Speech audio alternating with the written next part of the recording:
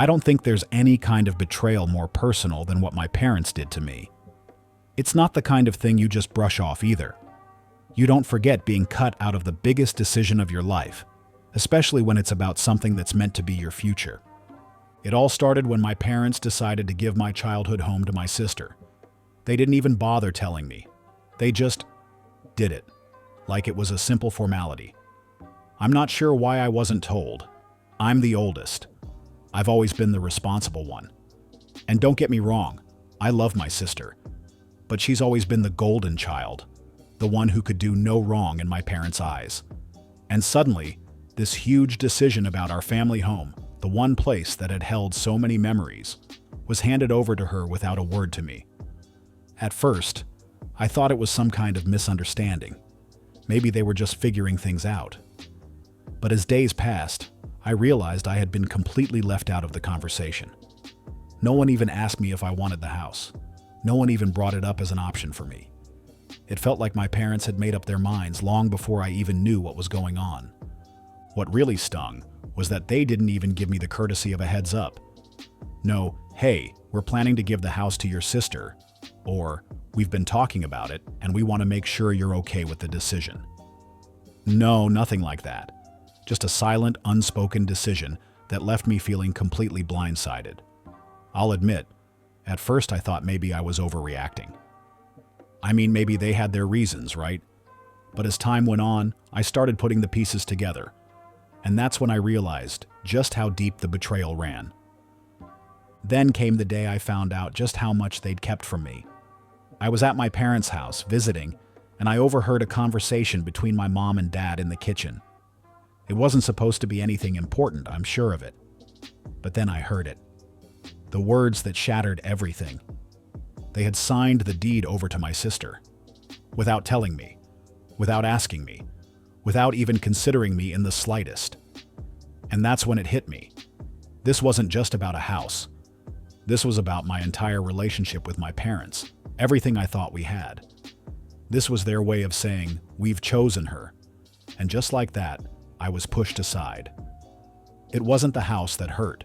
It was the realization that my parents didn't think I deserved to be part of their future decisions.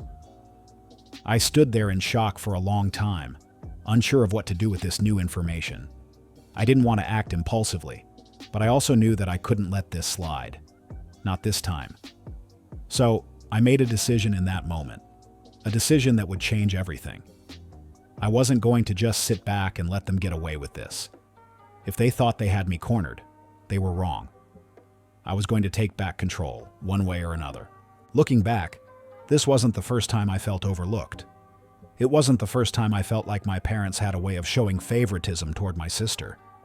We'd always been different, but that gap between us grew wider as we got older. Growing up, I was the one who always took responsibility. I was the one who did well in school, who kept my head down and followed the rules. My sister, on the other hand, was always the wild card. She was the creative one, the free spirit. Sure, she was bright in her own way, but she had a knack for skirting responsibility. While I was at home, helping out around the house, my sister was out with friends or involved in some new project that caught her attention. But no matter how hard I worked, no matter how much I achieved, it seemed like my parents never saw me the way they saw her.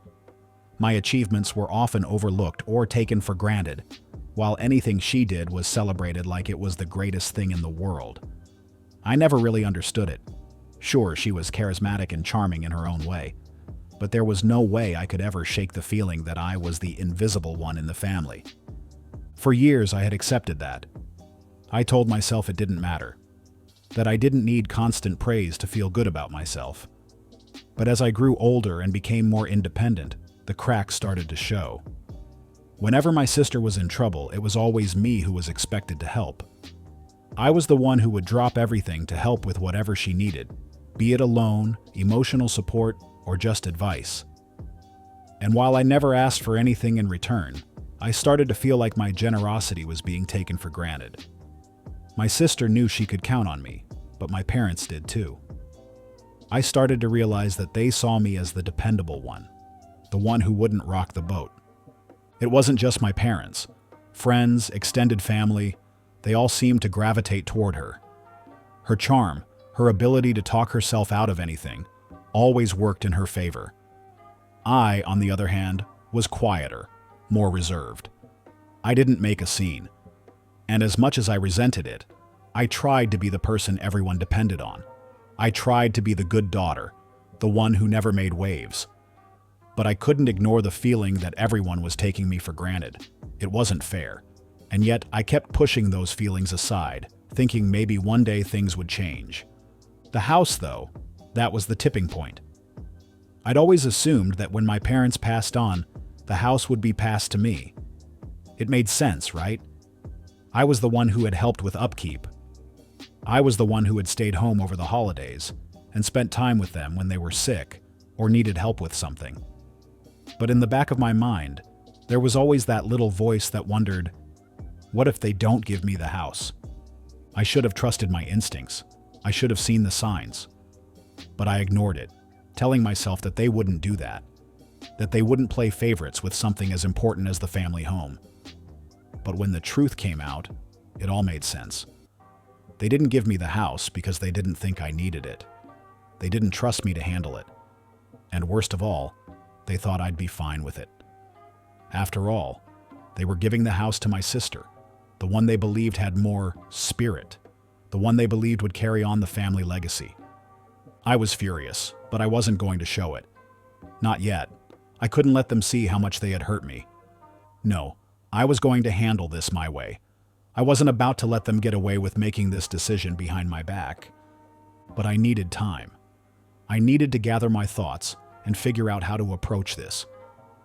The last thing I wanted was to act out of anger. I wanted to do this right, to make sure I had all the information I needed before I made my move. I spent the next few weeks gathering my thoughts and putting my plan into action. It wasn't easy, though. The emotional weight of what my parents had done still lingered, and I had to keep my cool around them, pretending that everything was fine. I didn't want them to catch on to the fact that I was plotting something in the background. But something about the whole situation didn't sit right with me. I couldn't shake the feeling that I was missing something, some detail that would make the entire thing make sense. So, I began to investigate. Slowly. Carefully.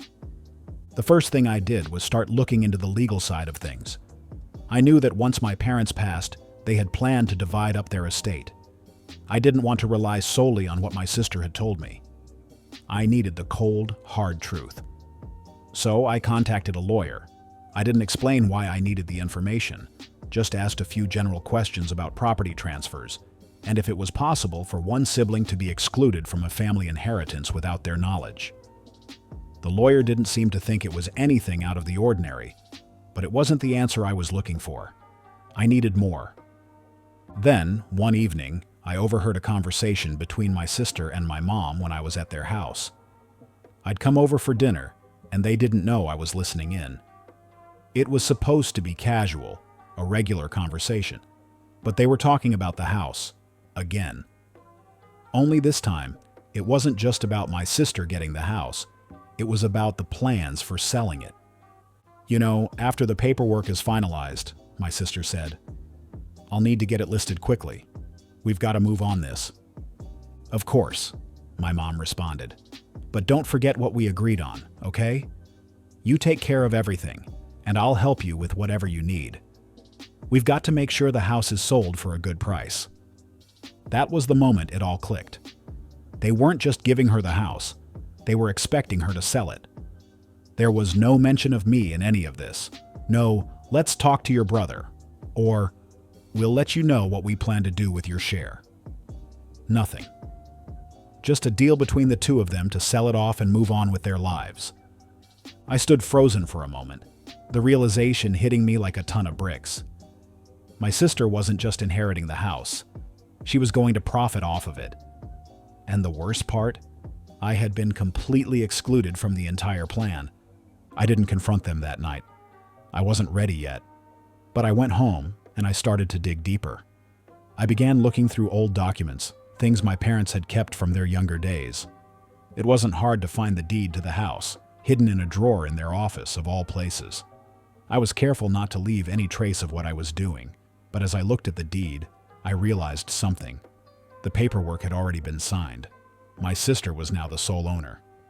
I wasn't stupid. I knew that if I didn't act fast, I'd be stuck watching my childhood home slip away, with nothing to show for it. That's when I started setting my plan in motion. The first step was to make sure that my sister didn't know I was on to her. I began acting like everything was normal, staying cordial but distant. She had no idea that I was already steps ahead. I started paying attention to the little things, how much my sister was planning to sell the house for, how much she had already started working on it, and who was involved. I began gathering evidence that I could use to my advantage. Next, I started contacting people in the family who might have information that could help me. A few well-placed calls, a couple of conversations with people who were close to my parents, and I started to see cracks in my sister's story.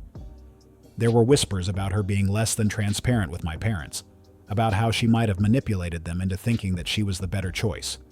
But here's the thing. My sister was a master of making people think she was innocent.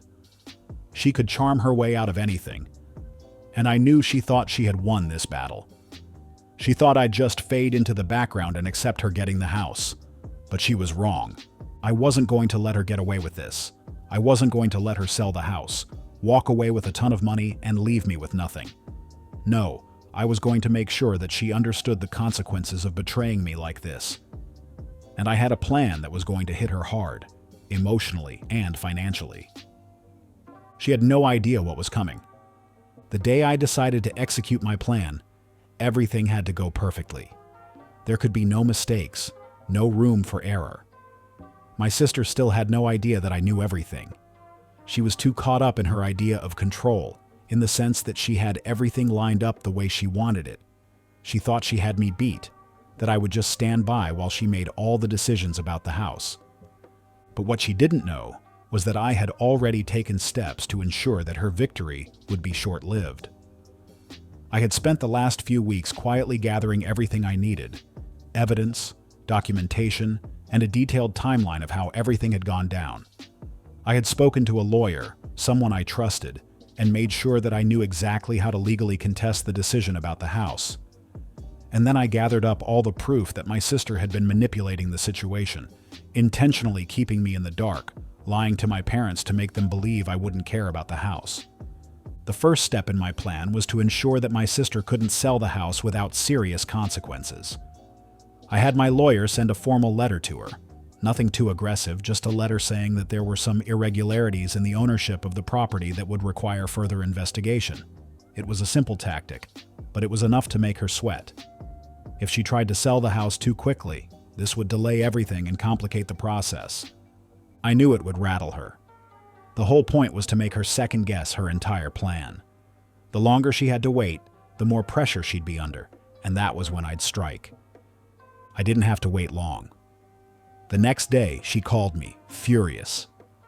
I could hear her trying to control her anger, but she was seething. "What the hell did you do?" she snapped when I picked up the phone. I didn't say a word at first, just let her rant. It felt good to finally have the upper hand. After what felt like an eternity, I spoke. "Calm down," I said, my voice steady. "I'm just looking out for myself here. It's funny. You seem so confident that everything is going to go your way. But the truth is, you never thought I'd fight back, did you?" There was silence on the other end of the line. I could almost hear her brain working, trying to figure out what I was talking about. She knew I had always been the passive one, the one who never caused drama, and here I was, forcing her into a corner. "Look," she said finally, after a long pause. "You don't need to make this a big deal. It's just the house. Let's move on." I couldn't help but laugh. Move on? No, this isn't just about the house. This is about respect. This is about you thinking you could just sweep me aside without consequences. I hung up, knowing that she was already scrambling, but that was just the beginning. A week later, I had everything I needed. The legal documents, the proof that my sister had pressured my parents into giving her the house without consulting me, the phone records showing how she'd carefully avoided my calls about the estate. I had it all, and I knew what to do next. I called a family meeting, one that my parents weren't expecting. I didn't give my sister any warning, didn't let her prepare. I had everything in place, and I was going to take back what was rightfully mine. When we sat down in the living room, my sister looked at me, all smug confidence. She was still holding on to the illusion that she had won, but she didn't know I was about to take everything from her. "I think it's time we talked about this house," I said calmly, looking at both of my parents. My sister's expression immediately shifted. She knew I wasn't there to chat casually anymore. She looked at my parents, then back at me, but said nothing. I turned to my parents. "I've been doing some digging," I began, pulling out the paperwork and laying it on the table in front of them. "It turns out there's a lot about this whole house transfer that wasn't exactly above board." The shock on their faces was enough to make me feel a little better about everything that had happened. I knew I had their attention. I wasn't going to let them off the hook so easily. "You can't just give away the house without telling me," I continued, my voice growing firmer. "And certainly not behind my back. I've spent my entire life helping out, doing what I thought was expected of me. But all this time, you've been making decisions for me without even consulting me." My sister's face went pale as she realized what I was doing. She opened her mouth to speak, but I silenced her with one sharp look. "And you," I said, turning to her. "You knew exactly what you were doing when you manipulated Mom and Dad into thinking I didn't care about the house. You made sure I was left out of the conversation." The silence in the room was deafening. My sister had no answer. She couldn't argue with the facts. In that moment, I knew I had won. My sister's entire plan was crumbling before her eyes, and she had no one to blame but herself. The fallout from that family meeting was nothing short of explosive. After everything I revealed, my sister was beyond furious. She tried to argue, but nothing she said could undo what had been laid bare. The truth was too obvious, too damning. My parents, stunned into silence for the first time in a long while, couldn't deny what had happened. They realized they had made a huge mistake. But it was too late to fix things now, and that was exactly how I wanted it. The aftermath of that meeting was a blur. My sister, who had always been so confident, now found herself in a position she hadn't prepared for. She couldn't exactly sell the house with the legal cloud hanging over it. Every time she tried to make a move, I made sure there was an obstacle. I called the lawyer again, and we ensured that everything was legally tied up. I wasn't about to let her walk away without facing some serious consequences. In the weeks that followed, I made sure my parents knew just how much they had hurt me. I didn't go out of my way to be cruel, but I wasn't afraid to point out how poorly they had treated me. I reminded them that I had always been there for them, while my sister had only shown up when it was convenient for her. I made sure they understood that I wasn't going to quietly accept being pushed aside anymore. The dynamic had shifted, and they could either accept that or lose me entirely. My sister, on the other hand, tried to salvage the situation. She showed up at my door one day, desperate to talk. She claimed she was sorry, that she never meant for things to go this far. But I wasn't buying it. She knew exactly what she was doing when she manipulated the situation, and her apology felt hollow. Still, I listened. It wasn't for her. It was for me. So I could close the door on this chapter once and for all. "I never meant for this to turn into something so ugly," she said, her voice shaky. "I thought we could share the house, that we could work something out." I looked at her, calm but firm. "No, you didn't. You thought you could take it all, and you were willing to do anything to make sure I wouldn't stand in your way. But you didn't count on me actually standing up for myself." She didn't have a response. She just stood there, defeated. It was clear that everything she had fought for had slipped through her fingers. The house, the money, the control. It was all slipping away, and there was nothing she could do to stop it. As for my parents, they began to realize the full scope of what they had done. They couldn't change the past, but I could see the regret in their eyes. It wasn't enough to erase the damage, but it was a start. I made sure to hold them accountable, but I also made it clear that I wasn't going to let this destroy our family. Moving forward, things would be different. I would be different. and they would have to learn to respect that. Months later, I was still in control of the situation. My sister never did manage to sell the house. After a long legal battle, she ended up having to give up her claim to the property entirely. She was left with nothing but a heap of debt from the legal fees and a tarnished reputation in the family. My parents tried to make amends, but the trust was gone.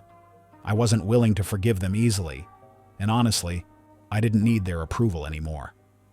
I had taken back what was rightfully mine. Not just the house, but my power, my respect, and my self-worth. And as for my sister, she never saw it coming. She never thought I would be the one to expose everything, to take control of my life. But in the end, that's exactly what happened. I didn't need to be the quiet one anymore. I didn't need to play the part of the good child who always did what they were told. No. I was in control now, and the feeling was better than any inheritance could ever be. I walked away from that whole mess with a sense of peace I hadn't felt in years. The house was mine, not because they gave it to me, but because I took it back. I didn't need them to define me anymore, and I sure as hell didn't need them to tell me what I deserved. It was over. I had won.